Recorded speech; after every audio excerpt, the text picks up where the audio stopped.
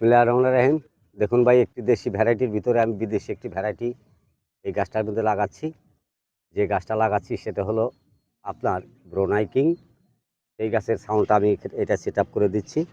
আপনারা দেখুন, সুন্দর করে দেখে নিন একটু কোনভাবে আমি গাছটা গ্রাফটিং করতেছি। ওই জিনিসটা দেবেন। আপনি যে নাইফটা দিয়ে গ্রাফটিংয়ের সাউন্ডটা লাগাবার চেষ্টা করবেন বা কাটিং করবেন, এই নাইফটা যেন পরিপূর্ণ পরিষ্কার থাকে, কোনো রকম মরিচা না থাকে, একটু পরিষ্কার করে নেবেন।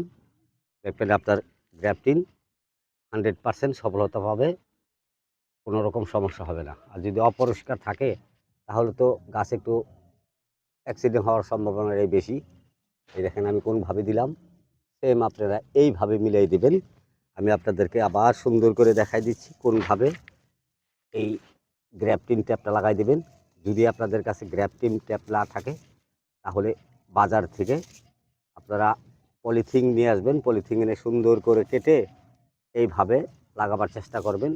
দেখবেন যে পলি দিয়ে লাগাবেন আপনি, সে পলিটা যেন টানলে একটু লম্বা হয়, যাতে একটু নরম থাকে। 5.0 পলিথিন যেটা, ওটা লাগানোর চেষ্টা করবেন। দেখবেন যে আপনার সফলতার হার সম্পূর্ণভাবে বেড়ে যাবে।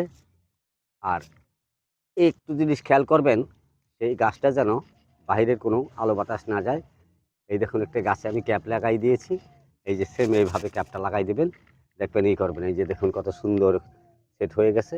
যখন এই গাছগুলো আমি আবার এই উন্মুক্ত করে দিই, যখন এই গাছটা নিচের থেকে আবার উপর দিকে ওঠার চেষ্টা করে, যখন এটা ফুল এই পাতাগুলো ফুটে ওঠে, তখন এই ভিডিওটা আপনাদেরকে আমি তুলে ধরবো। ধন্যবাদ সবাই।